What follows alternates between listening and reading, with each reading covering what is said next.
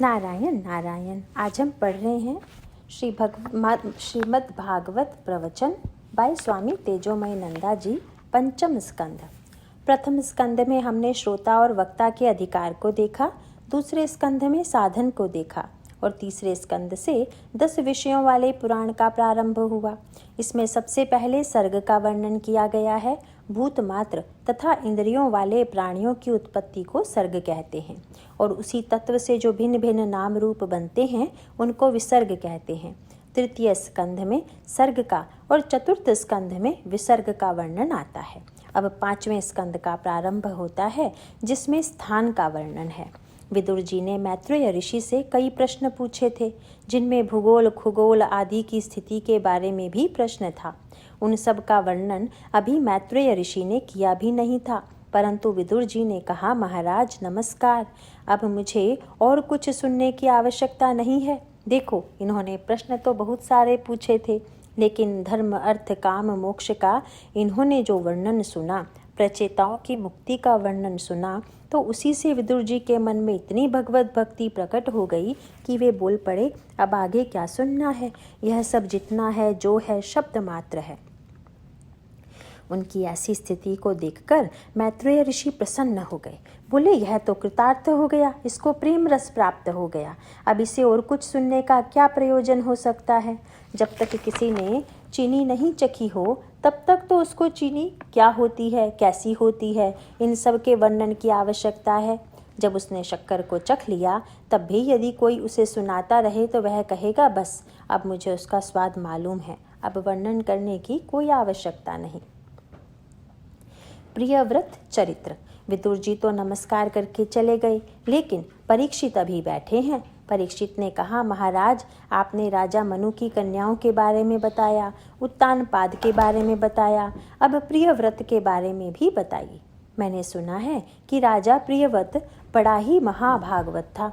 उसे तो संसार से या गृहस्थाश्रम से जरा भी प्रेम नहीं था, फिर भी वह गृहस्थाश्रम में कैसे रहा, क्योंकि जिनका मन ब्रह्म में लग जाता है उनको फिर गृहस्थाश्रम में कोई रस नहीं दिखाई देता, तब वह क्यों उसमें लगा रहा। शुकदेव जी बोले, तुमने अच्छा प्रश्न पूछा है। यह सच बात है कि प्रियव्रत को गृहस्थाश्रम में कोई रस नहीं था। मनु महाराज उन्हें राजा बनाना चाहते थे, परंतु वे तो नारद जी के पास चले गए। वहाँ वे नारद जी के उपदेशानुसार सूर्य भगवान की, देवताओं की तथा विष्णु भगवान की उपासना किया करते थे। तब मनु महाराज ब्रह्मा जी के पास गए। वे बोले, मेरा लड़का निवृत्ति मार्गी हो गया है, उसको जरा समझा बुझा कर आप गृहस्थाश्रम में ले आइए। ये गृहस्थाश्रमी लोग ऐसे ही होते हैं, कोई सन्यासी हो जाए यह उनसे देखा नहीं जाता। ब्रह्मा जी आए और उन्होंने प्रियव्रत को वही उपदेश दिया जो सभी माता पिता अपने बेटों को देते रहते हैं। बेटा, साधना तो तुम संसार में रहकर भी कर सकते हो, यह सर्वसामान्य उपदेश है। हम सब लोग ईश्वर की आज्ञा में रहने वाले हैं, कौन उसके विपरीत चल सकता है। तुम भी गृहस्थ आश्रम में प्रवेश करो। यदि तुम अपने सब काम भगवान की पूजा समझकर करोगे तो यह गृहस्थ आश्रम तुमको बांध नहीं सकेगा। उसमें रहते हुए भी तुम काम क्रोध लोभ मोह आदि को जीत सकते हो। विमुक्त संग प्रकृति भजस्व। अब तुम निश्चिंत हो जाओ, तुम्हारा कुछ नहीं बिगड़ेगा, क्योंकि तुम तो बड़े योग्य हो। प्रियव्रत नारद जी की ओर देखने लगे। अब नारद जी क्या कहते, ब्रह्मा जी तो उनके पिता हैं। अतः नारद जी ने कहा, ठीक है, तुम जाओ और ब्रह्मा जी की आज्ञा का पालन करो। इस प्रकार प्रियव्रत बिना अपनी इच्छा के ही गृहस्थ आश्रम में आते हैं। वे ऐसे श्रेष्ठ पुरुष हुए कि उनके विषय में कहा जाता है, उन्होंने जो रथ चलाया तो चलाते चले गए, सारे ब्रह्मांडों को भी देख लिया, दिन रात एक कर दिया। माने प्रियव्रत ने काल पर विजय प्राप्त की, देश पर भी विजय प्राप्त की, सप्त द्वीपों का निर्माण किया, तो प्रियव्रत के जैसा दूसरा कौन होगा। उनके 10 पुत्र हुए, आग्निद्र, इत्मजीव, यज्ञबाहु, महावीर, हिरण्यरेता, घृतपृष्ठ, सवन, मेधातिथि, वितिहोत्र और कवि। जिनमें से 3 पुत्र महावीर, सवन और कवि ऊर्ध्वरेता ब्रह्मचारी हो गए। अन्य सभी पुत्र कर्म क्षेत्र में लग गए। प्रियव्रत ने भगवान की भक्ति पूर्वक राज्य किया। उनका राज्य बड़ा समृद्धशाली बन गया। एक दिन उनको लगा मैं कहाँ फंस गया। ब्रह्मा जी की बात मानकर मैं यहाँ पर आ गया। वे कहते थे यहाँ गृहस्थ आश्रम में भी सब साधन हो सकता है, लेकिन यहाँ तो मैं दूसरी ही चीज़ों में पड़ा रहा। भगवान की भक्ति किस प्रकार से करनी चाहिए उस प्रकार से नहीं कर पाया। अब सब कुछ छोड़कर चले जाना चाहिए। इस प्रकार सोचकर प्रियव्रत को सब चीज़ों से वैराग्य हो गया। सब छोड़कर वे जंगल में चले गए और वहीं पर फिर से उपदेश ग्रहण करके उन्होंने अपने मन को भगवान में लगा दिया। प्रियव्रत के वंश का वर्णन। प्रियव्रत के जाने के बाद आग्निद्र राजा बना। आग्निद्र के 9 पुत्र हुए। नाभि, किम्मुरुष, हरिवर्ष, इलाव्रत, रम्यक, हिरण्यमय, कुरु, भद्राश्व और केतुमाल। उन 9 लड़कों में से सबसे पहला था नाभि।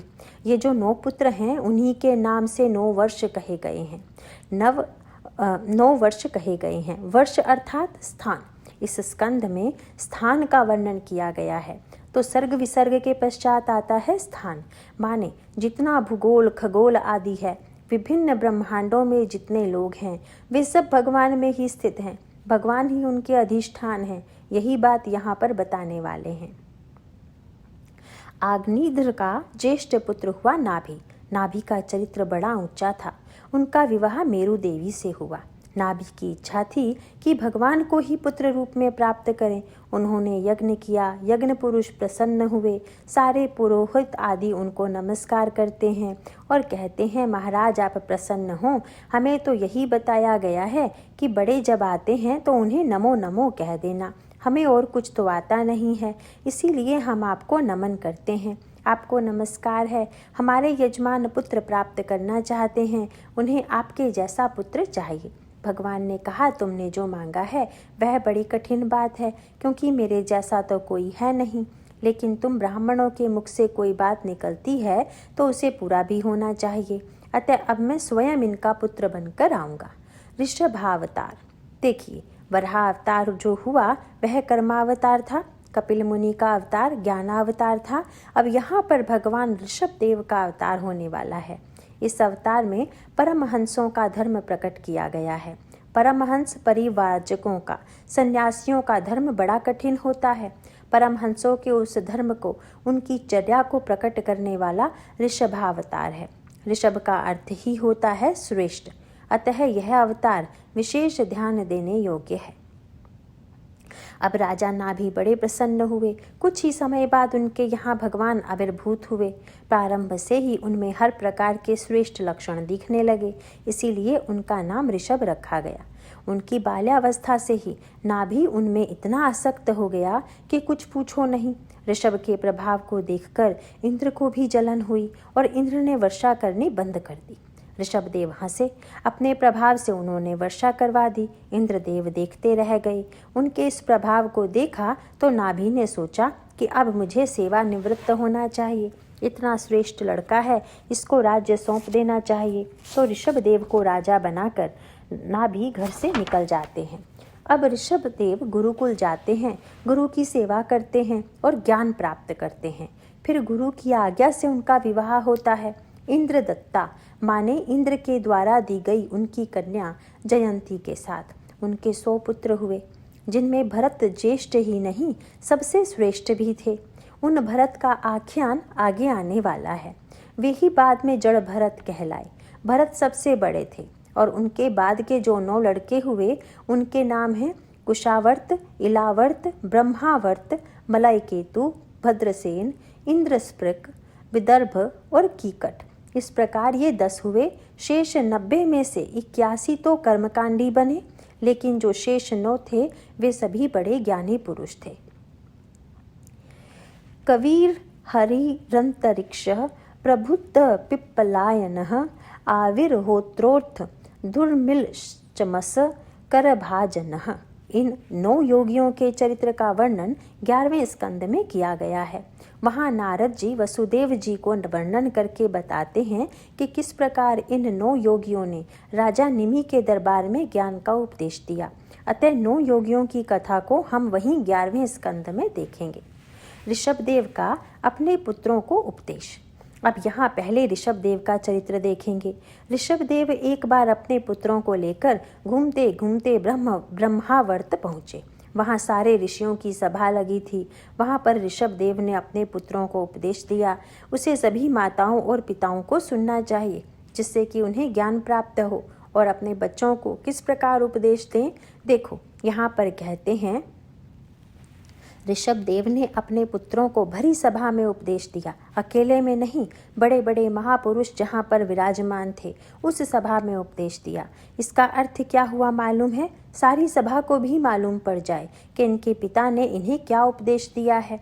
तब यदि बाद में बेटा कुछ गड़बड़ करे तो दूसरे लोग उससे कह सकते हैं कि ऐसा करना ठीक नहीं है। तुम सबको तो तुम्हारे पिता ने जो उपदेश दिया था उसे हमने भी सुना था। अब देखो पिता ने उन्हें क्या उपदेश दिया था। यह अध्याय बहुत ही सुंदर है। यहाँ प्रारंभ में ही बड़ी ऊंची सर्वश्रेष्ठ सबसे अच्छी बात कही गई है। नायम देहो देह भाजाम नृलोके कष्टान कामान हरते विभुंजाम ये तपो दिव्यम पुत्र का ये न सत्वम शुद्ध ये द्यस्माद ब्रह्म सौख्यम त्वंतनम। यह देव केवल भोग करने के लिए नहीं है। यह देह तो बाद में कीड़े मकोड़ों के लिए भक्ष्य पदार्थ बन जाता है। इसलिए जीवन में कर्म ऐसे करने चाहिए कि मन शुद्ध हो जाए और अनंत सुख जो ब्रह्म सुख कहलाता है वह प्राप्त हो जाए। इस मानव देह का प्रयोजन काम सुख नहीं ब्रह्म सुख है। और कहते हैं, मनो वचो दृक् करणे हितस्य साक्षात् कृतं मे परिब्रह्मणं हि बिना पुमान येन महाविमोहात् कृतांत पाषान्न विमोक्तुमिषेत्। अब देखो यहाँ ऋषभदेव अपना ईश्वरत्व प्रकट करते हैं। कहते हैं, जो व्यक्ति मन वचन और कर्म से मेरी भक्ति नहीं करता है उसे इस संसार से छुड़ाने वाली कोई शक्ति नहीं है और किसी प्रकार से यह संभव नहीं है। अपने पुत्रों को सभा में ऐसा सुंदर उपदेश देकर वे स्वयं सन्यास की परमहंस की दीक्षा ले लेते हैं। देखो सन्यासियों में भी कुटीचक, हंस और परमहंस ऐसे उत्तरोत्तर ऊंचे ऊंचे स्तर होते हैं। ये ऐसे परमहंस अवधूत थे कि इन्होंने अपने पुत्रों को सबके समक्ष उपदेश देकर पिता के कर्तव्य का निर्वाह कर दिया और बस वहीं पर सब कुछ त्याग दिया। अवधूत धर्म।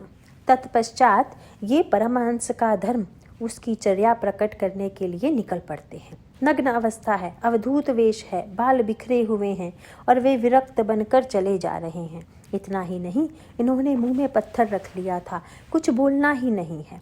लोग उनको समझते नहीं थे। कोई पत्थर मारता था तो कोई उनके ऊपर गंदगी फेंक देता था। उन्हें इससे कोई अंतर नहीं पड़ता था। एक पेड़ के नीचे पड़े रहते थे अजगर के समान। कुछ मिला तो खा लिया, नहीं तो ऐसे ही रह गए। उनका जो मलमूत्र निकलता था उससे भी सुगंध निकलती थी, उसमें भी दुर्गंध नहीं आती थी। ऐसी नग्न और विचित्र अवस्था में भी उनके शरीर का सौंदर्य इतना था और चेहरे पर मुस्कान ऐसी बनी रहती थी कि उस स्थिति में भी स्त्रियां उन पर मोहित हो जाती थी। लेकिन इनको किसी से कोई लेना न देना, चले जा रहे हैं। ये ऋषभदेव हैं। अनेक प्रकार की सिद्धियां उनके सामने हाथ जोड़कर खड़ी रहती थी, लेकिन इन्होंने किसी भी सिद्धि को स्वीकार नहीं किया। राजा परीक्षित शुकदेव जी से प्रश्न पूछते हैं, महाराज वे तो बड़े ही ज्ञानी स्थित प्रज्ञ थे, तब यदि वे किसी सिद्धि को स्वीकार कर भी लेते तो उनका क्या बिगड़ जाता? देखो उनका तो कुछ नहीं बिगड़ता, लेकिन ज्ञानी पुरुष हम सबको यह सिखाते हैं कि अपने मन पर कभी भरोसा नहीं करना चाहिए। न मन शोद्धा विश्रम्भ मनवस्थानस्य षट्किरात इव संगच्छन्ते। यह मन बड़ा कुटिल कपटी होता है। जहाँ हमने इस पर भरोसा किया वहीं यह हमें चक्कर में डाल देता है। मरते समय तक इस पर भरोसा नहीं करना चाहिए। इस संदर्भ में एक बड़ी रोचक कथा है। एक संत थे जिनके पास आकर एक वेश्या रोज उनसे पूछती थी, क्या आपने काम वासना को जीत लिया? वे कोई उत्तर ही नहीं देते थे। एक दिन उस वेश्या को पता चला कि वे मर गए हैं। वह पुनः आकर वहाँ खड़ी हो गई जहाँ संत का देह पड़ा हुआ था और वह कहने लगी, मैंने जो प्रश्न पूछा था उसका उत्तर तो इन्होंने दिया ही नहीं। मेरे प्रश्न का उत्तर दिए बिना मर कैसे गए? तो ऐसा कहते हैं कि वह मृत शरीर एक क्षण के लिए उठकर बैठ गया और जीत लिया, इतना कहकर वह पुनः पूर्ववत मृत पड़ा रहा। कहने का भाव यह है कि मरते दम तक, अंतिम क्षण तक इस मन पर विश्वास नहीं करना चाहिए। भगवान शंकराचार्य ने श्री गीता जी के भाष्य में लिखा है, अनंत निमित्तवान ही कामः। इस काम के अनंत निमित्त होते हैं। वह हमें कहाँ किस चक्कर में डाल दे इसका कोई ठिकाना नहीं, कोई भरोसा नहीं। इसीलिए कहा, न कुर्यात् करहि चित्त संख्यम मनसि ह्यनवस्थिते यद्विश्रम्भाश्चारिचीर्णं च स्कंद तप ऐश्वरम। इस चंचल मन पर कभी विश्वास नहीं करना। विश्वास करते ही क्षण भर में यह हमें नीचे गिरा देता है। अतः सदा सावधान, जागृत रहना चाहिए। कर्म बंधश्च यन्मूलः स्वीकुर्यात् को न तद्बुधः। समझदार लोग सदा इसे अपने वश में रखते हैं, इस पर भरोसा नहीं करते। इस प्रकार परमहंस ऋषभ देव जी ने परमहंस की चर्या को, व्यवहार को सबके सामने प्रकट कर दिया और इसके बाद तो उन्होंने भूलना ही छोड़ दिया था। मुख में पत्थर का टुकड़ा रख लिया था। फिर एक दिन जब जंगल में पेड़ों के आपस में टकराने से जो आग लगी, उसी में उन्होंने अपनी देह को भस्म कर डाला, जिससे कि किसी को इतना भी कष्ट न उठाना पड़े कि उनके देह को जला दें, गाड़ दें या नदी में बहा दें। परमहंस ऋषभ देव को यह अवतार बड़ा ही श्रेष्ठ अवतार है। श्रद्धा पूर्वक जो इसका श्रवण करते हैं और जो इस पर मनन करते हैं, उन दोनों को ही भगवान वासुदेव की अनन्य भक्ति प्राप्त हो जाती है। शुकदेव जी कहते हैं कि यदि ऐसी भक्ति किसी के हृदय में आ जाए तो वह मोक्ष को भी विशेष आदर नहीं करता, उसे भी छोड़ देता है। परया निवृत्तया ह्यपवर्ग मातन्तिकम परम पुरुषार्थमपि स्वयमासादितं नो एवाद्रियन्ते। भगवत भक्ति जिसके हृदय में पूर्णतः प्रकट हो जाती है, उसे मोक्ष की भी न तो इच्छा रहती है न ही प्रयोजन। वह उसे स्वीकार नहीं करता, क्योंकि भगवत सेवा में जो आनंद पाया उसे छोड़ने के लिए वह तैयार नहीं होता। राजन पतिर गुरु रलम भवताम यदूनाम दैवम प्रिय कुलपति क्व च किंकिरो वह अस्त्वेवमंग भगवान भजताम मुकुंदो मुक्तिम ददाति करहि चित्स्म न भक्ति योगम। फिर कहते हैं कि परीक्षित, तुम्हारा वंश तो बड़ा भाग्यशाली है। भगवान श्री कृष्ण न केवल उसके गुरु, स्वामी, इष्ट देव, सुहृद, कुलपति रहे हैं, वरन वे तो तुम्हारे वंश में सेवक भी रह चुके हैं। वह क्यों मालूम है? इसलिए कि उनके श्री चरणों में तुम्हारे वंशजों की अनन्य भक्ति थी। इसी प्रकार वे अन्य भक्तों के भी सारे कार्य कर सकते हैं। यदि कोई चाहे तो उसे मुक्ति भी दे सकते हैं। परंतु इन मुकुंद भगवान की एक विचित्र बात ऐसी है कि ये मुक्ति देने में तो उदार हैं, लेकिन भक्ति देने में नहीं। उसी को भक्ति देते हैं जो मुक्ति को भी छोड़ने को तैयार हो जाए। तुकाराम जी महाराज कहते हैं, न लगे मुक्ति धन संपदा संत संग देई सदा। मुझे धन संपदा या मुक्ति नहीं चाहिए, मुझे तो सदा संतों का संग चाहिए।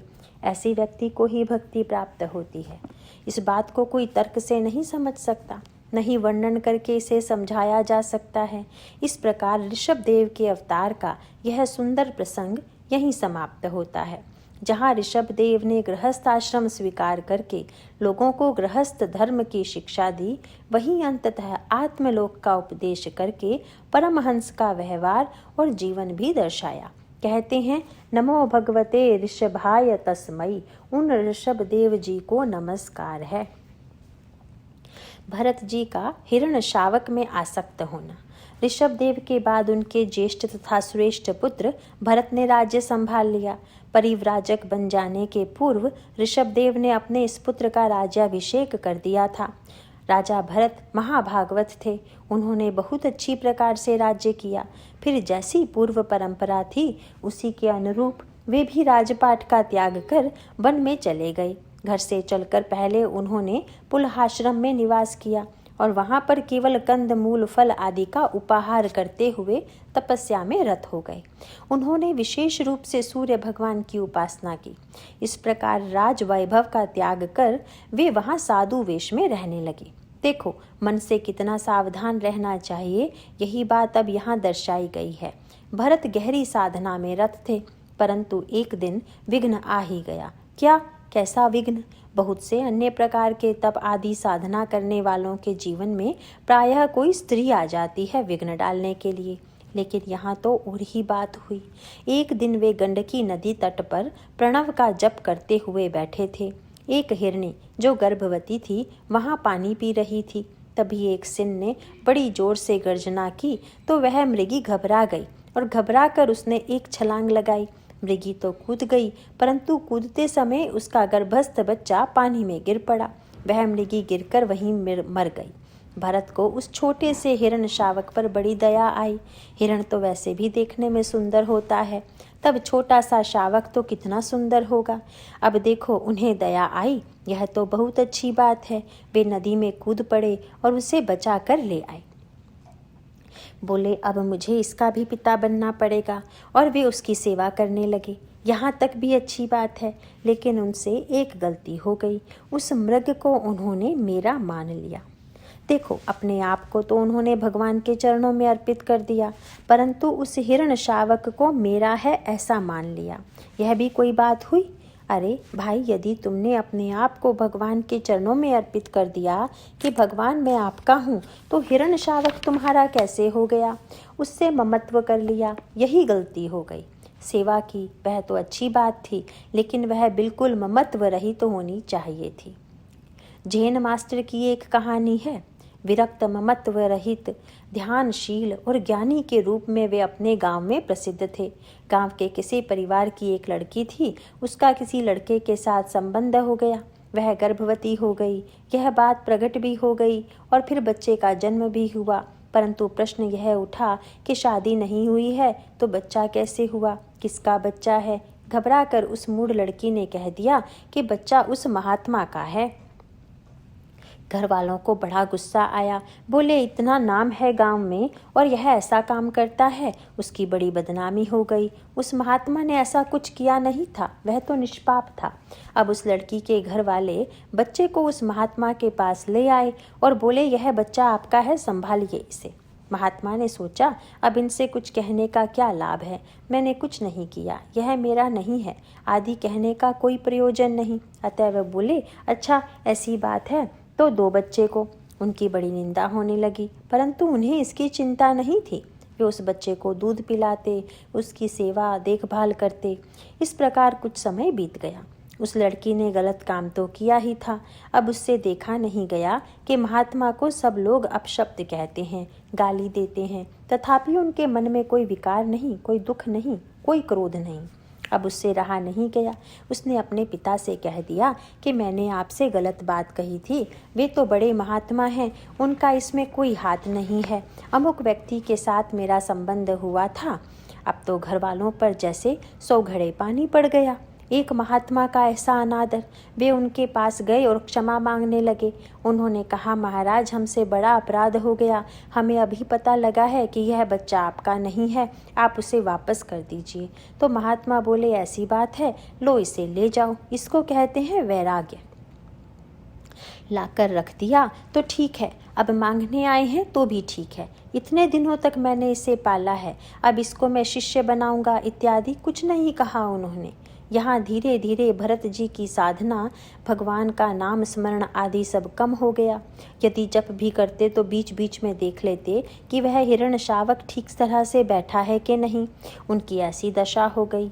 आखिर एक दिन वह मृग शावक चला ही गया, कहाँ निकल गया कुछ पता नहीं चला। अब उसके बिना वे रोने लगे, मेरा हिरण कहाँ गया, वह छोटा सा शावक मेरे बिना कैसे रहेगा, कोई शेर आकर उसको खा तो नहीं जाएगा, वह कहीं गिर तो नहीं गया होगा, कोई शिकारी आकर शिकार तो नहीं कर लेगा, यह जमीन धन्य है जिसके ऊपर वह चल रहा होगा।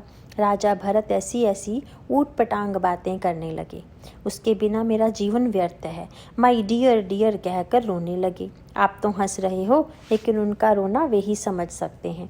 देखो, साधना करते करते भी कभी आसक्ति हो ही जाती है। हमने बहुत देख लिया है।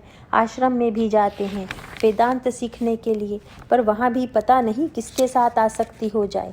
लोग अपने माता पिता को तो छोड़ आते हैं और फिर दूसरे किसी को माता पिता बना लेते हैं। उनके लिए ब्रह्म को छोड़ने के लिए तैयार हो जाते हैं। सन्यासी तो वे होते हैं जो भगवान के लिए संसार को छोड़ देते हैं। तो उस हिरण की आसक्ति ने इतनी ऊंची साधना से उनको गिरा दिया। इसीलिए कहा गया कि मन के ऊपर कभी भरोसा नहीं करना। वह कहाँ पर अटक जाए इसका कोई भरोसा नहीं। हिरण तो मिला नहीं, लेकिन हिरण का ध्यान करते करते भरत मर गए और अंते या मति सा गतिर भवेत। जीवन के अंत में मन की जैसी वृत्ति होती है वैसी ही गति प्राप्त होती है। अतः अब ये हिरण बन गए। लेकिन उन्होंने जो भगवत भक्ति की थी वह भी व्यर्थ जाने वाली नहीं है। उस भगवत भक्ति का प्रभाव ऐसा हुआ कि मृग देह में भी उनको यह स्मरण रहा कि पहले वे क्या थे और हिरण क्यों बन गए। इसी स्मरण के कारण अब वे प्रतीक्षा करने लगे।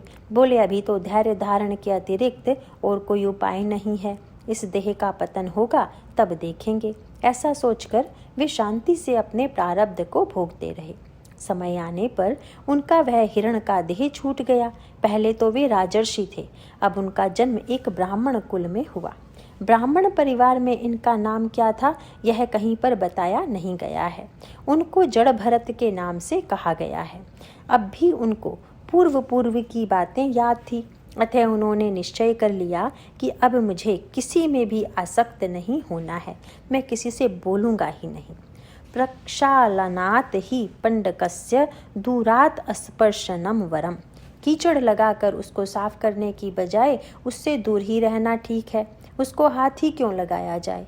दूध का जला छाछ भी फूक फूक कर पीता है, ऐसी कहावत है। भरत जी ने सर्वसंग छोड़ दिया, बोलते ही नहीं थे, मूढ़ के समान जड़वत रहते थे। यद्यपि उनको पूर्व जन्म का सारा ज्ञान करामल कवत स्पष्ट था। उन्हें अब कुछ भी पढ़ने की आवश्यकता नहीं थी, तथापि वे जानबूझकर मूर्ख के समान बने रहते थे। उनके और भी भाई थे। पिताजी ने सबका यज्ञोपवीत कराया, इनका भी कराया। इनको 50 बार गायत्री मंत्र सिखाया, लेकिन ये हर बार जानबूझकर उल्टा सीधा बोलते थे, जैसे इन्होंने कुछ सीखा ही ना हो। पिता ने सोचा यह बड़ा मूढ़ लड़का है, इसको गायत्री मंत्र तक नहीं आता। फिर एक दिन उनका पिताजी का देहावसान हो गया। भाइयों ने सोचा यह कुछ पढ़ता लिखता तो है नहीं, इसे खेत के काम में लगाते हैं। वे जानबूझकर उल्टा सीधा काम कर देते, जिससे कि सब उनसे द्वेष करें। कोई प्यार करे तभी तो उनसे आसक्ति हो जाती है ना।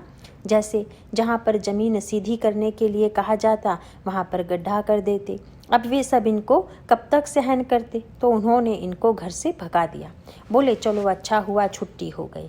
इस प्रकार ये भीतर ही भीतर मग्न रहते हैं। एक बार कुछ डाकू लोग देवी को बलि चढ़ाना चाहते थे। उनको लगा चलो यह रिष्ट पुष्ट बलि मिल गया है। देखो, अपने आप में मग्न थे तो अच्छे तगड़े थे, बिना ज़्यादा खाए पिए ही। लोगों को यूं ही झूठा ही लगता है कि खाने पीने से ही ताकत आती है। काहे की ताकत आती है? ऐसा ही होता तो धनवान लोग क्यों बीमार पड़ते? उनकी मेज पर काजू बादाम पिस्ते सब रखे रह जाते हैं। उन्हें तो नौकर खाते रहते हैं, ये लोग तो सिर्फ टेबलेट खाते हैं। इसी तरह तरह तरह की दवाइयाँ भी हजम नहीं होती। मोटापा और शक्ति ये दोनों बिल्कुल पृथक हैं। तो भरत जी अपने में मस्त हैं। डाकुओं ने जब इनको देखा तो पकड़ कर ले गए बलि चढ़ाने के लिए। ये बड़े खुश हुए कि चलो छुट्टी हो गई। ये सब इनको लाल कपड़ा पहनाकर भद्रकाली के सामने ले गए और फिर जब वे इन्हें मारने जा रहे थे तो भद्रकाली प्रकट हो गई और फिर जिस तलवार से डाकुओं का सरदार इनको मारने जा रहा था उसी से उस सरदार को मार डाला और देवी वहाँ पर नृत्य करने लगी और फिर उस डाकू के अन्य साथियों को भी मार डाला। इनको छोड़ दिया। भगवान अपने भक्त का अपमान नहीं देख सकते। वे जड़ भरत बोले, अरे मैं तो अच्छा भला मर रहा था, देवी ने कहा मुझे बचा लिया, चलो कोई बात नहीं। वे वहां से निकलकर चल पड़े। जड़ भरत व राजा रहुगण की भेंट। एक रहुगण नाम के राजा थे। वे कपिल मुनि के सत्संग में ब्रह्म ज्ञान प्राप्त करने के लिए पालकी में बैठकर जा रहे थे। उनके 4 कहार थे जो रोज पालकी ढोते थे, लेकिन उस दिन उन 4 में से 3 ही आए थे। एक कहार पता नहीं उस दिन काम छोड़कर कहाँ चला गया था। उन तीनों ने देखा कि एक हृष्ट पुष्ट आदमी अच्छा संड मुसंड वहाँ पर बैठा हुआ है। वे बोले, उठो पालकी ढो। तो ये जड़ भरत जी उठकर पालकी ढोने में लग गए। अरे भाई, पालकी ढोना भी एक प्रकार की कला होती है। किसी को काफ़ी सामान हाथ में देकर कहें कि चलो तो चलना आता है क्या? अब उनको पालकी ढोने का अभ्यास तो था नहीं। वे अपनी मौज में कीड़े मकोड़ों को बजाते हुए चल रहे हैं। पालकी हिलने लगी। राजा को गुस्सा आया। वे बोले, तुमको पालकी ढोना भी नहीं आता? फिर राजा को लगा कि यह सांसर्गिक रोग है, इसके संसर्ग से दूसरे लोग भी ठीक तरह से काम नहीं करेंगे, इसीलिए इसे अवश्य डांटना चाहिए। जब राजा ने डांटा तो कहार कहने लगे, महाराज, हमको तो अच्छी तरह से पालकी ढोना आता है, लेकिन यह जो नया आदमी काम में लगाया गया है वह उल्टा सीधा हिला रहा है। राजा ने कहा, उसको ठीक करो और सीधे चलो, परंतु वे कुछ नहीं सुनते। उन्हें जैसा चलना आता था वैसे ही चलते जा रहे थे। तो फिर से पालकी हिलने लगी। अब राजा ने सोचा, यदि मैं इसे दंड नहीं दूंगा तो इन लोगों को लगेगा कि चाहे जैसे काम करें तो भी चल जाएगा। इसीलिए वे डांटने लगे और फिर पर्दा खोलकर देखने लगे कि यह नया आदमी कौन है। और जब उन्होंने देखा कि वह तो अच्छा हट्टा कट्टा है तो कहने लगे, किमिद मरे त्वम जीवन मृतो माम कदर्थी कृत्य भर्तृ शासनमति चरसी प्रमत्तस्य च ते करोमि चिकित्साम दंड पाणिरिव जनताया यथा प्रकृतिम स्वाम भजिष्यस इति। तुम मेरा अपमान करते हो, मेरी बात नहीं मानते। मैं दंडधारी राजा हूँ, अब तुमको दंड दूंगा। दिखते तो बड़े मोटे ताजे हो, लेकिन लगता है बहुत थक गए हो। खाते पीते तो बहुत अच्छी तरह से हो ही। बड़ा कष्ट हो रहा है तुम्हें। जब भरत जी ने ऐसी बात सुनी तो उन्हें कोई दुख नहीं हुआ, लेकिन उन्होंने राजा रहुगण को खरी खरी बात सुना दी। त्वयोदितं व्यक्त विप्रलब्धम भर्तु समे स्याद्यधि वीरभारः गन्तुर्यदि स्यादधिगम्यध्वा पीवेति राशौ न विदाम प्रवादः। कहने लगे, आप जो कह रहे हैं वह आपकी दृष्टि से सत्य ही है। मुझे बड़ा भार हो रहा है, मैं थक रहा हूँ। बोले, यह शरीर यदि मैं हूँ, आगे मार्ग है, चलने का स्थान भी है, और पालकी यदि मेरे ऊपर है तो फिर यह भार होने की बात सही है। मेरी स्थूलता इत्यादि भी सही है, लेकिन वास्तव में यह स्थूलता, दुर्बलता, जर्जरता आदि सब शरीर के धर्म हैं। उससे मेरा कुछ न बिगड़ता है न बनता है। और दूसरी बात जो आपने कही कि ठीक से चलो, तो मैं तो वैसे ही चलूँगा जैसा मुझे आता है। और तीसरी बात जो आपने कही कि आप राजा हैं, मैं नौकर हूँ, तो महाराज यह दुनिया बड़ी विचित्र है, चक्र के समान है। यहाँ कभी कोई राजा बनता है, कभी कोई। आज जो राजा है वह कल नौकर बन जाता है, आज जो नौकर है वही कल को राजा बन जाता है। यहाँ पर इसका कोई भरोसा नहीं है कि कब कौन क्या बन जाए। व्यर्थ ही में लोगों को अपने राज्य आदि का अभिमान होता रहता है। राज्य आदि को भगवान कोई बड़ी चीज नहीं समझते। आज इसको दे दिया, कल उसको दे दिया, कभी मैं राजा और आप नौकर रहे होंगे। तैमूर लंग की एक कहानी है। तैमूर लंग एक मुसलमान शासक था। वह लंगड़ा था। उसने एक देश पर आक्रमण किया। वहाँ का राजा एक आंख से अंधा था। उसको इसने जीत लिया। तैमूर लंग गद्दी पर बैठा था, तब उस राजा को सामने लाया गया। उसको एक आंख का देखकर तैमूर लंग को बड़ी हंसी आई और वह जोर से हंसने लगा। उस राजा को बड़ा बुरा लगा। वह बोला, आप हंस रहे हैं, मेरी एक आंख है इसलिए आपको हंसी आ रही है। आज आप राज सिंहासन पर बैठे हैं, लेकिन कल तक तो मैं बैठा था और हो सकता है कभी फिर मैं बैठ जाऊं। तो तैमूर लंग ने कहा, इसीलिए मुझे हंसी आ रही है। लगता है भगवान की दृष्टि में इस राज सिंहासन का कोई विशेष महत्व नहीं है। अंधे के हाथ से लेकर उसे लंगड़े को दे दिया। सच है या नहीं? एक आंख वाले से लेकर एक पैर वाले को दे दिया। तो भरत जी ने कहा, कौन स्वामी और कौन सेवक? मैं तो उन्मत्त हूँ, मुझे कोई अंतर नहीं पड़ता। मुझे जैसे चलना आता है वैसे ही चलूँगा। जब इन्होंने जड़ भरत ने ऐसी बात कही तो राजा रहुगण समझ गए कि मैंने कुछ गड़बड़ कर दी है। कोई कहार या सामान्य आदमी ऐसी बात नहीं कर सकता। यह तो आत्मज्ञान की बात करता है। राजा ने कहा रुको, और वे पालकी से कूद पड़े। उनको जड़ भरत जी को प्रणाम करके कहने लगे। राजा रघुगण को जड़ भरत जी का उपदेश। कस्त्वम निगूढ़श्चरसि द्विजानां विभर्षि सूत्रम कतमो वधूतः कस्यासि कुत्रय इहापि कस्मात् क्षेमाय नश्चेदसि नोत शुक्लः। हे ब्राह्मण, आप कौन हैं? आपका तेज छिपा हुआ है। मुझसे बड़ा अपराध हो गया है। आप मुझे बताइए कि जिन कपिल मुनि के पास मैं सत्संग करने जा रहा हूँ, कहीं वे ही आपके रूप में मेरे पास मेरे ऊपर दया करने तो नहीं आ गए हैं? आप कौन हैं? आपकी बात पहेली सी दिखाई देती है। और आपने जो कहा कि आपको न कोई परिश्रम होता है, न ही आपके लिए कोई मोटापा आदि कुछ है, यह सुनने में बड़ा विचित्र लगता है। मैं तो आपको देह सहित देख रहा हूँ, आपका मोटापा भी देख रहा हूँ, श्रम होते हुए भी देख रहा हूँ, और आप कहते हैं न कोई श्रम है न कोई मोटापा है। यह बात मेरी समझ में नहीं आती है। आप कहते हैं कोई राजा है न कोई सेवक, लेकिन इस समय तो यही सच है कि मैं राजा हूँ और ये मेरे सेवक हैं। तब आप कैसे कहते हो कि राजा सेवक का कोई संबंध ही नहीं है? ऐसा कहें तब तो यह जो व्यवहार मार्ग दिख रहा है वह सारा खत्म हो जाएगा। आपकी बात मेरी समझ में नहीं आ रही है। तब ब्राह्मण ने, भरत जी ने राजा को उसके कहारों के सामने ही फटकारते हुए कहा, कोविद वाद वादान वदस्यथो नीति विदाम वरिष्ठः न सूर्यो ही व्यवहारमेनं तत्वावमर्शेन सहामनन्ति। तुम मूढ़ होते हुए भी ज्ञानियों जैसी बातें कर रहे हो। ज्ञानी लोग तत्व ज्ञान को और व्यवहार को मिलाते नहीं हैं। मैंने जो बात कही थी वह तत्व दृष्टि से कही थी। तुम जो बात करते हो वह नाम रूप आदि की उपाधि से, औपाधिक दृष्टि से करते हो। यह सत्य नहीं है। कौन किसका स्वामी सेवक होता है, जरा बताओ।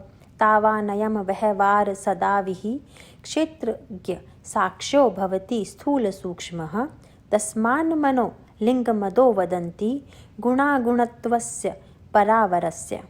हम जब तक अपने स्थूल शरीर व सूक्ष्म शरीर के साथ तादात्म्य किए रहते हैं तभी तक हमें यह सारा व्यवहार दिखाई देता है। लेकिन जब इससे पिंड छुड़ाकर अपने आत्मस्वरूप में बैठकर देखते हैं तो सारा व्यवहार निर्मूल हो जाता है। तब यह सब सिर्फ माया का खेल दिखाई देता है।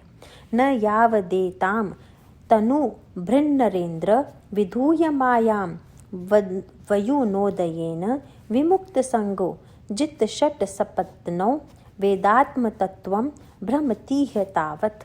मनुष्य जब तक आत्म तत्व को नहीं जान लेता तब तक वह माया में भटकता रहता है। काम क्रोध आदि शत्रु उसे बहुत कष्ट देते रहते हैं। यह संसार वैसे तो अच्छा है लेकिन जल्दी से छूटता नहीं, उसको छोड़ने का उपाय है। गुरोर हरेश्चरणोपासनास्त्रो जहि व्यलीकम स्वयमात्ममोशम।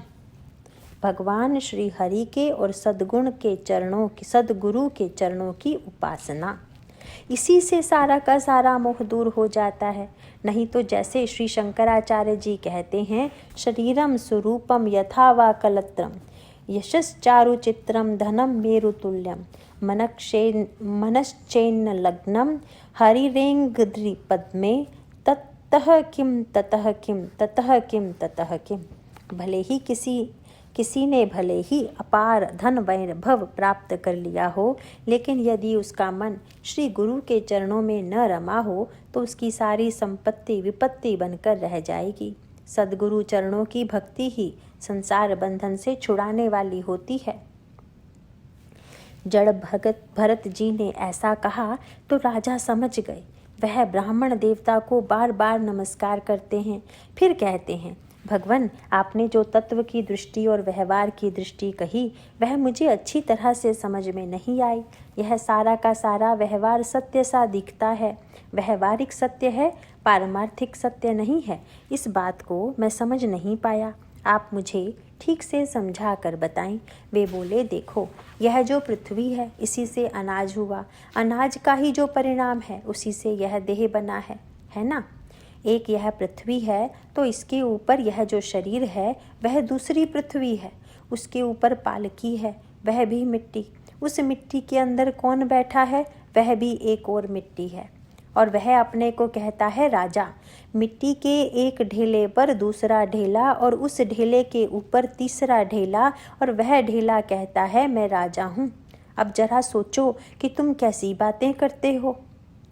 अयम जनो नाम चलन पृथ्व्याम य पार्थिव कस्य हेतुः तस्यापि चांद्र्योरधि गुल्फ जंघा जानुरु मध्यो रशिरोधरांसः अंसेधि दार्वी शिविका च यस्याम सौ वीरराजेत्यपदेश आस्ते। यह शरीर मिट्टी का ढेला है या नहीं?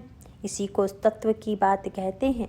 पृथ्वी क्या है, देह क्या है, पालकी क्या है, यह विचार करके देखें तो सारा का सारा मिट्टी में ही मिल जाता है।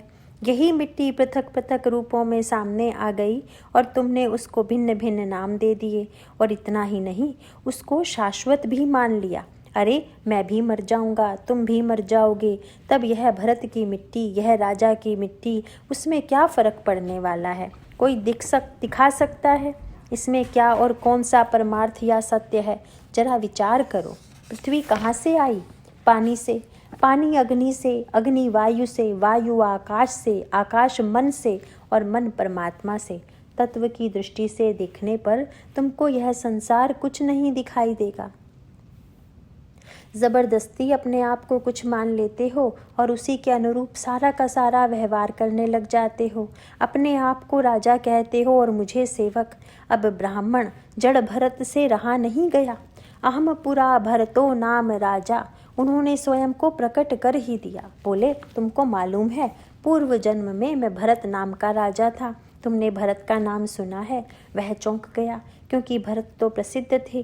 कहा जाता है कि जिस मृग के साथ भरत आसक्त हो गए थे वह मृग रहुगण बनकर आ गया था। मृग के प्रति इनके मन में जो प्यार था वह उमड़ पड़ा और प्रकट हो ही गया। वे उसे छिपा नहीं सके। अंतर यह था कि अब पहले जैसी ममता मूढ़ता नहीं थी। फिर कहते हैं, इसीलिए मैं कह रहा था कि इस संसार चक्र में कौन कब राजा बनता है, फिर कब क्या बन जाता है, इसका कोई क्या ठिकाना है। मैं पहले राजा भरत था और एक मृग में आसक्त हो गया तो मुझे मृग का जन्म मिला, परंतु भगवान की भक्ति का ही प्रभाव था कि मेरी स्मृति तब भी बनी रही।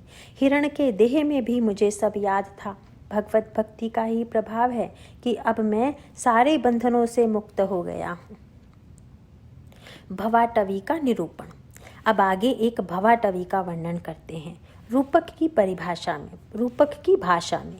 उसी का स्पष्टीकरण अगले अध्याय में किया गया है। उसका सार इतना ही है कि भवाटवी, अटवी माने जंगल और भव माने संसार। तो संसार रूपी जंगल में यह सारा का सारा एक काफिला, एक समूह व्यापारियों का दल भटक रहा है। इसमें हम सब रिश्ते नाते वाले जा रहे हैं। जाते जाते जंगल में कहीं पर आग लग जाती है तो कहीं पर भ्रांति होती है, कहीं पर ओले पड़ते हैं तो कहीं बारिश होती है। जंगली प्राणी आते हैं, गड्ढे आते हैं, कहीं पर खाई आती है, कहीं पर्वत भी आ जाता है और हम जाते रहते हैं। जैसे जंगल में जो यात्री काफिला लेकर जाते हैं उनके सामने ये सारी कठिनाइयाँ आती हैं। वे आपस में कभी लड़ते हैं, कभी झगड़ते हैं, कभी प्यार भी कर लेते हैं। फिर इसकी लड़की उसको देते हैं, उसका विवाह इसके साथ कराते हैं, गाते बजाते हैं, कोई मर गया तो रो भी लेते हैं। सब चलता रहता है। बोले यही भवाटवी है। इस संसार के जंगल में हम सब लोग इसी प्रकार से घूम रहे हैं। आज इससे मिले तो कल उससे बिछड़ गए। हमारा जीवन इसी प्रकार चलता रहता है। आज इसकी शादी उसके साथ हुई तो कल वह उसके साथ खुश नहीं है। उसने इसको छोड़ दिया, इसने उसको छोड़ दिया, आदि आदि। सारा खेल चल रहा है। कब तक? कभी जब दैव से पुण्य कर्म उदित हो जाएं तब सत्संग प्राप्त होता है। फिर सत्संग से सारा का सारा मोह दूर हो जाता है, अन्यथा मोह दूर होता नहीं और इस संसार रूपी जंगल में हम भटकते ही रह जाते हैं। काम क्रोध आदि के जितने बड़े बड़े पर्वत कहो, खाई कहो, जंगली पशु कहो, वे सब हमको खा जाते हैं। एक सत्संग ही हमारे लिए यहाँ से निकलने का रास्ता है। इस प्रकार रहुगण को उपदेश देकर भरत जी स्वयं वहाँ से चले जाते हैं। वे तो मुक्तात्मा हो गए थे। रहुगण भी उनके उपदेश को ग्रहण करके ध्यानाभ्यास के द्वारा अपने आप को बंधन से मुक्त कर लेते हैं। उन्होंने महात्मा भरत को नमस्कार किया। आर्षभस्येह राजर्षेर्मनसापि महात्मनः नानुवर्तमान हरति नृपो मक्षिकेव गुरुत्मतः। राजा भरत जी जिस मार्ग पर चले उसे तो हम मन से भी नहीं पकड़ सकते। क्या कोई मक्खी कभी गरुड़ की गति को पकड़ सकती है, समझ सकती है? गरुड़ कहाँ कहाँ जाते हैं, इसे एक मक्खी क्या समझेगी? हमारा मन भी उस मक्खी जैसा है और भरत जी की गति गरुड़ जैसी है, अतः हम उसे क्या समझेंगे? यो दुस्त्यजान दार सुतान सुहृत्य राज्यम हृदि स्पृशः जहौ युवैव मलवदुत तम श्लोक लालसः।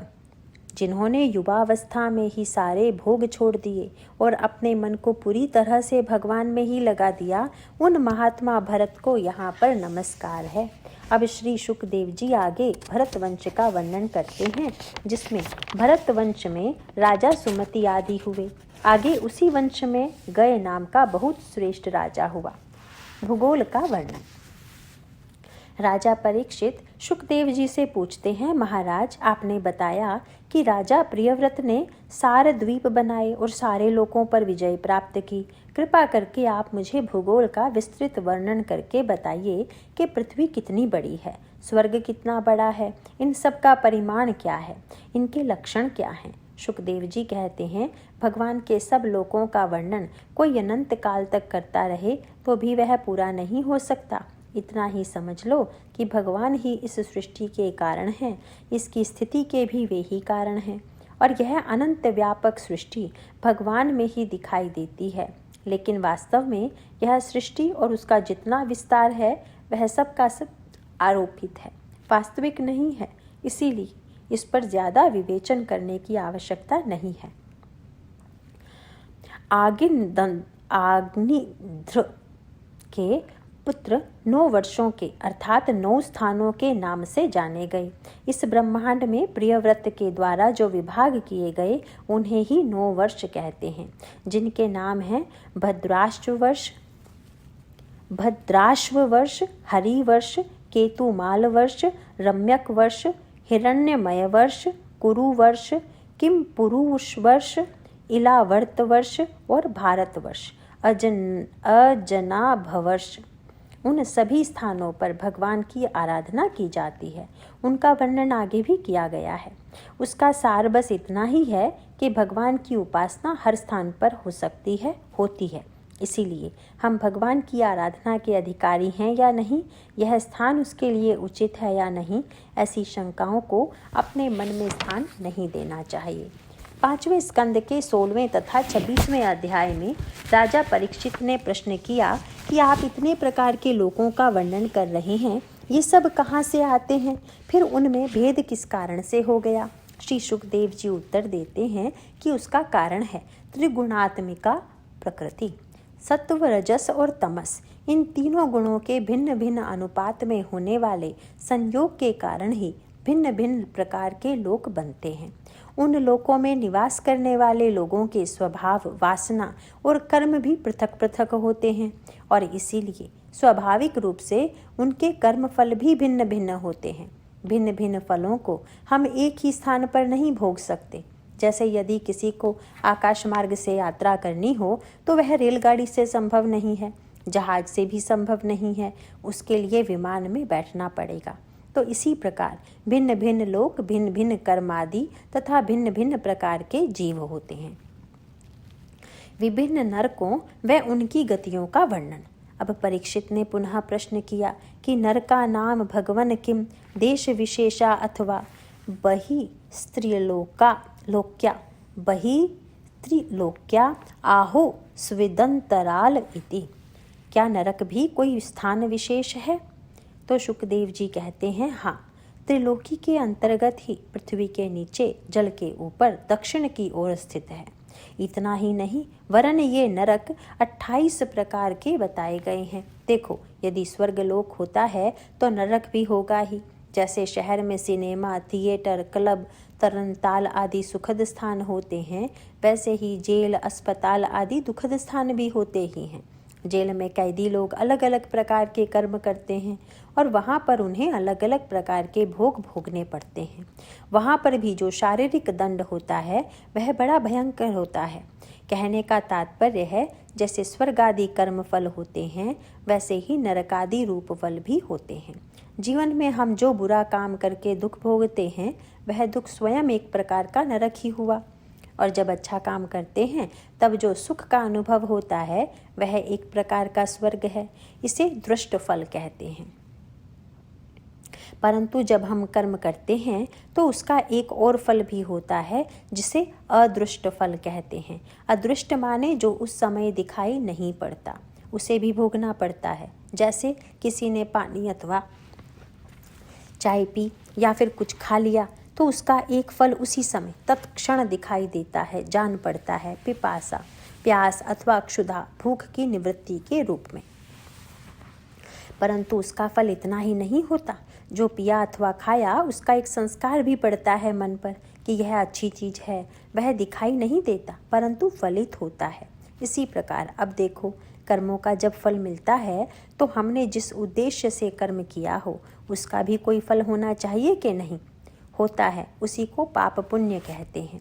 अब परीक्षित के प्रश्न के उत्तर स्वरूप अनेक 28 प्रकार के नरकों का वर्णन किया गया है। तमिस्न, अंधतमिस्न, रौरव, महारौरव, कुंभीपाक, कालसूत्र, असीपत्रवन, सूकरमुख, अंधकूप, कृमि भोजन आदि, जिनके नाम भी बड़े भयावह डरावने लगते हैं। किस पाप के कारण किस नरक में जाना पड़ता है और कौन सी यातना भोगनी पड़ती है उसका भी वर्णन यहाँ पर किया गया है। इसीलिए लोग भिन्न भिन्न प्रकार के कर्म करते रहते हैं। जो लोग अहम और मम भाव दृढ़ करके अन्य लोगों के साथ द्रोह करते हैं, केवल अपने कुटुंब का ही पोषण करते रहते हैं, दूसरों को दुख देते हैं, वे रौरव नरक में जाते हैं। उनको बहुत रोना पड़ता है, चिल्लाना पड़ता है। जो लोग यहाँ पशु पक्षियों को ज़बरदस्ती बांध कर रखते हैं, उनको कष्ट पहुँचाते हैं, उनको कुंभीपाक नामक नरक में जाना पड़ता है। वहाँ उन्हें तपते हुए तेल में डाला जाता है। यहाँ लिखा है, ताप्त तैले उपरंधयंती। जो पिता की, ब्राह्मणों की हत्या करते हैं उन्हें कालसूत्र नरक में जाना पड़ता है। इसी प्रकार जो पाखंड करने वाले हैं उनको भी नरक में जाना पड़ता है। यहाँ भगवान ने जिनके लिए जीवन यापन का जो साधन बनाया है उसमें जो विघ्न डालते हैं, भोगने नहीं देते, ऐसे लोगों को भी नरक में जाना पड़ता है। जो दंभी हैं, पशुओं की हिंसा करने वाले हैं, भ्रष्टाचार करने वाले हैं, उन सबको नरक में जाना पड़ता है। आगे कहते हैं, एवं विधा नरका यमालये संति शतशः सहस्रशस्तेषु। ये नरक सैकड़ों हजारों प्रकार के हैं। सर्वेषु च सर्व एवा धर्मवर्तिनो ये केचिदिहोदिता अनुदिता श्चवापनिपते पर्यायेण विशन्ति तथैव धर्मानुवर्तिन इतरत्र इह तु पुनर्भवे त उभयशेषाभ्याम निवसन्ति। जब पुण्य कर्म बढ़ जाते हैं तो स्वर्ग की प्राप्ति होती है, और जब पाप कर्म अधिक हो जाते हैं तो नरक में जाना पड़ता है। अंततः जब पाप पुण्य बराबर रह जाते हैं तो मनुष्य लोक की प्राप्ति होती है। ऐसा कहा गया है कि यह मानव योनि मिश्रित कर्मों का फल है। नरक लोक कपड़ों की धुनाई करने की मशीन जैसा है। यहाँ पर पाप का फल दंड पाने के बाद जीव शुद्ध होने लगता है।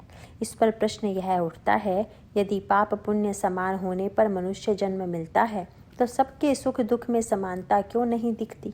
उसमें भेद कैसे हो जाता है?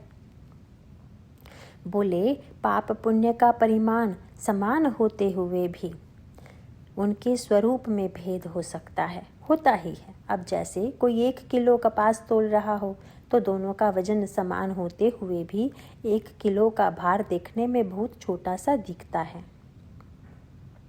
और कपास का ढेर सा लग जाता है। दोनों का वजन समान होते हुए भी कपास का गुण लोहे के गुण से भिन्न ही होता है ना। तो इसी प्रकार अनुपात में, मात्रा में पाप पुण्य समान होते हुए भी उनके स्वरूप अलग अलग होते हैं। इसीलिए सुख दुख में भी नाना प्रकार के विभेद दिखते हैं। यह तथ्य सारे शास्त्रों के द्वारा ज्ञात होता है। फिर कहते हैं, श्रुत्वा स्थूलम तथा सूक्ष्म रूपम भगवतो यतिः स्थूले निर्जितमात्मानं शनै सूक्ष्म धिया नयेदिति। भूगोल खगोल का इतना व्यापक वर्णन इसलिए किया गया है कि यह सब भगवान का स्थूल रूप है। पहले इसमें अपने मन को स्थिर करके उसे सूक्ष्म तथा शुद्ध बनाना चाहिए और फिर सूक्ष्म से सूक्ष्मतम में जाना चाहिए और अंततः सूक्ष्मतम से निर्विशेष निर्गुण स्वरूप में पहुंचना है। इस प्रसंग के साथ ही 5वां स्कंद समाप्त होता है। नारायण नारायण।